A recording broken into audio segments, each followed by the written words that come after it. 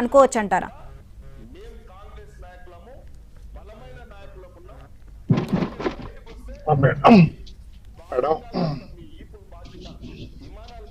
దుర్గారావు గారు మేడం చెప్పండి. ఇప్పుడు అనూష గారు చెప్పినట్టు అధికారులు అంత పైన ప్రభుత్వ అధినేత బట్టి ఉంటదండి. ప్రభుత్వ అధినేత స్ట్రిక్ట్ గా ఉంటేనే అధికారులు కరెక్ట్ గా పనిచేస్తారు. మరి పైన ప్రభుత్వ అధినేత దొంగ అయినా అనుకోండి, దొంగలందరూ తయారు చేస్తాడు, మంచి వాడిని కూడా దొంగగా తయారు చేస్తాడు అన్నమాట. ఇప్పుడు గతంలో ఆయన చెప్పిన విజయవాడ కమిషనర్ గా గౌతమ్ సావంగా ఉండేటప్పుడు బెస్ట్ పోలీస్ ఆఫీసర్ ఆయన. మరి డీజీపీ అవగానే ఎందుకు అయ్యాడు? కారణం ఎవరు?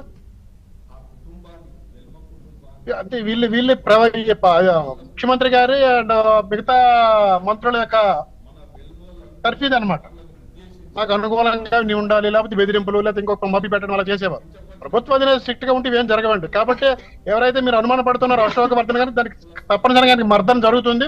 మర్దన చేసి కరెక్ట్ వేలోనే దర్యాప్తు చేయించే విధంగా ప్రభుత్వం చర్యలు తీసుకుంటుంది. దానికి అందులో ఎటువంటి అనుమానం లేదు. ఆయన ఒకటే చేయడు కదా, సిట్ అంటే మిగతా సభ్యులు కూడా ఉన్నారు. కాబట్టి ప్రతి ఒక్కటి పైన జరుగుతున్నాయి, బయట జరుగుతున్నాయి మాకు తెలిసి వస్తాయి. ప్రభుత్వానికి ఇంటెలిజెన్స్ రిపోర్ట్స్ వెళ్తాయి. ఈయన ఏ రిపోర్ట్ ఇస్తున్నాడని కూడా తెలుస్తుంది. దొంగ త్వర ముందు ఆ సభ్యుడినే ముందు నిందించవలసిన పరిస్థితి వస్తుంది అన్నమాట. కాబట్టి ఫస్ట్ అక్కడ అధికారులు మనకి సిట్ సభ్యుల పైన అనుమానమే లేదండి. కాబట్టి ఆయన చేసే ద్వారంపూడి చేసిన అవినీతి అక్రమాల నేర సామ్రాజ్యాన్ని ఈ మాఫియా డాను, ఎందుకంటే మనం ఓన్లీ మాఫియా డాన్ అంటే మనం ఎక్కడ ముంబైలో చూసేవాళ్ళం, ఆ చోటా రాజును లేదా దావూద్ ఇబ్రాహిం వాళ్ళు. ఇక్కడ ఈ తీర ప్రాంతంలో ఎలా తయారయ్యారండి వీళ్ళు? మనం ఎప్పుడైనా విన్నావా? అంతకుముందు అక్కడ ఈ రామ్ గోపాల్ వారు బకరీలు సినిమాలు తీసేవాడు కదా, ఇప్పుడు తీయమనండి, ఇప్పుడు సినిమా తీయమనండి వీళ్ళ పైన. కాకినాడ పోర్టుకు సంబంధించి కూడా దౌర్జన్యంగా ఆస్తులు మాఫియా లాగా ఏర్పడి బలవంతంగా రాయించుకున్నారు కదా. మనం ఏనాడు కూడా మనకి 78 years లో ఎప్పుడు కూడా వాళ్ళకి ఈ మాఫియాలు డాన్లు అంటే అక్కడ ఓన్లీ ముంబై పరిధిలో చూసేవాళ్ళం. మనం ఎప్పుడు మన ప్రాంతంలో చూడలేదు. తూర్పు తీర కోల్కతాలో చూడలేదు, చెన్నైలో చూడలేదు. ఫస్ట్ టైం చూస్తున్న కాకినాడలో. దీనికి మూల కారకులు ఎవరండి? జగన్మోహన్ రెడ్డి కాదా? విదేశాలకు తరలిస్తున్నాడు. అదే మొన్న పవన్ కళ్యాణ్ గారు చెప్పేది అదే. ఇది ఓన్లీ మన బియ్యం వరకే మనం పరిగణిస్తున్నాం. ఈయన బియ్యం అడ్డు పెట్టుకుని ఇప్పుడు గంజాయి కూడా ఎక్కడి నుంచే కదా, ఒకసారి గంగవరం పోర్ట్ లో కూడా చూసాం కదా, తెలుసుకున్నాం కదా. గంగవరం పోర్ట్ నుంచే వస్తుంది ఈ గంజాయి స్మగ్లింగ్ ఇతర దేశాల నుంచి అని. ఇక్కడ అదే జరుగుతుంది. ఇంకా పూర్తి స్థాయి దర్యాప్తు జరిగితే కాకినాడ పోర్టులో ఏం జరిగింది అనేది కూడా తెలుస్తుంది. నాట్ ఓన్లీ బియ్యం. కాబట్టి అందుకోసమే రాష్ట్రం మిగతా అన్ని అభివృద్ధిని విడిచిపెట్టేసాడు జగన్మోహన్ రెడ్డి. ఆయన ఓన్లీ 2-3 పోర్టులు పట్టుకున్నాడు. ఇక్కడ మా శ్రీకాకుళం జిల్లాలో కూడా మూల పోర్టు, మూలపేట పోర్టు దేనికోసం అండి? మాకు ఉపయోగపడుతుందా?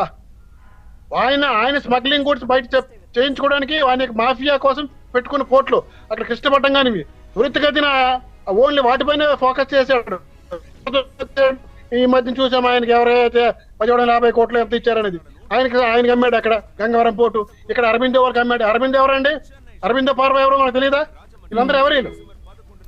వీళ్ళకైనా రాష్ట్రం దోచుకోవడానికి ఇచ్చారు. వీళ్ళకే ఇంత అత్యధిక మీద 151 ఎమ్మెల్యేలు. ఈ రోజు మాకు 121 ఇచ్చినా మాకు ఎటువంటి తలబిరిచలేదే, ఒళ్ళు దగ్గర పెట్టుకుని ప్రజల కోసం.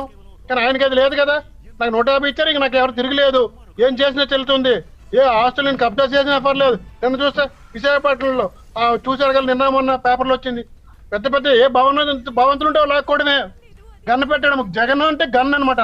ఆయన చెప్పేది అసెంబ్లీలో ఆమె అన్నగా జగన్ గన్న కంటే ముందు జగన్ వస్తాడని. లేదు, ముందు గన్నే వచ్చి తర్వాత జగన్ వస్తున్నాడు, జగన్ పంపిస్తున్నాడు అనమాట. ఆమె రాణి గారికి అదే ఒక ప్యాలెస్ నచ్చిందంటే అక్కడ, అది విశాఖపట్నంలో, అది నాకు కావాలంటే ఆయనకి బెదిరింపులు అప్పుడు. కాబట్టి ఇలాంటి దౌర్జన్యాలకు చేశాడు కాబట్టి ప్రతి ఒక్క ప్రజలకి తెలిసిందండి. అందుకోసం మనం చంప చెల్లెమన్నట్టు తీర్పు ఇచ్చారు. ఆ తీర్పే మాకు అందరికి కూడా గుణపాఠం. కాబట్టి మాకు అలాంటి ఆలోచన ఏం లేవు. మళ్ళీ ఈ రాష్ట్రాన్ని సరైన గాడిలో పెట్టాలి. కాబట్టి అందరూ కూడా ప్రతి ఒక్క మంత్రి, ఎమ్మెల్యే అందరూ కష్టపడుతున్నారు.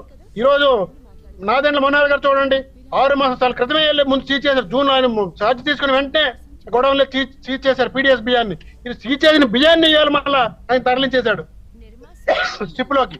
కాబట్టి మళ్ళీ డిప్యూటీ చీఫ్ మినిస్టర్ గారు రావాల్సిన అవసరం వచ్చింది అక్కడికి. ఆయన కూడా 2 నెలల నుంచి రానివ్వట్లేదు. అంతే దొంగతనం చేస్తున్నా తెలుసు ఆయనకి. కాబట్టి ఆయన వచ్చి తెలిసిపోతుంది, బయటపడుతుంది అని చెప్పేసి అధికారులు వంకలు చెప్పేసి, సార్ మీరు రావద్దు, 10,000 మంది ఉపాధి. ఎవరికండి 10,000 మంది ఉపాధి? ఇక్కడ 2 కోట్ల మంది పీడిఎస్ బియ్యాన్ని దొంగతనంగా తీసుకుని వెళ్ళిపోయి 10,000 మంది. ఎవరో 10,000 మంది ఈయన పెంచి పోషిస్తున్న సైన్యం అది, ఆయన ప్రైవేట్ సైన్యం. వాళ్ళ పెళ్ళిళ్ళు ఇల్లే చేస్తారంట, వాళ్ళు ఇల్లు ఇల్లే కడతారంట. అదండి ఉపాధి పొందేది వాళ్ళు. వాళ్ళందరూ ఎవరెవరు సెకండ్ క్యాడర్ మాఫియా డాన్స్ అనమాట వాళ్ళు. కాబట్టి ఇందులో ఎటువంటి ఉపేక్షించేదే లేదండి, చాలా కఠినంగా శిక్షలు ఉంటాయి. ఈయనైతే కోరుకున్నది వీళ్ళకి ఇక్కడ మనకి రాజమండ్రి ఇక్కడ దగ్గరలో పెడితే వాళ్ళ ములాఖాతులు ఉంటాయి కాబట్టి వీళ్ళకి అండమాన్ని పెట్టాలని సందర్భంగా కోరుకుంటాను. అక్కడ పెడితే ఏ ములాఖాతులు ఉండవు, కనీసం ఆ పేరెంట్స్ కూడా ఆ కుటుంబ సభ్యులు కూడా వాళ్ళతో ములాఖాత్ జరపడానికి వీలు చోకదు. కాబట్టి వాళ్ళు దూరం ఉంటే మళ్ళీ మన రాష్ట్రము ఒక సరైన సక్రమ మార్గంలో వెళ్తుంది, మళ్ళీ అభివృద్ధి పదంలో మనం నడుస్తామండి. ఈ సందర్భంగా ఆ విధంగా కోరుకుంటాను. ప్రభుత్వం కూడా అదే పంతాలో వెళ్తాదని నేనైతే పూర్తి స్థాయిలో నమ్మకంతో ఉన్నానండి.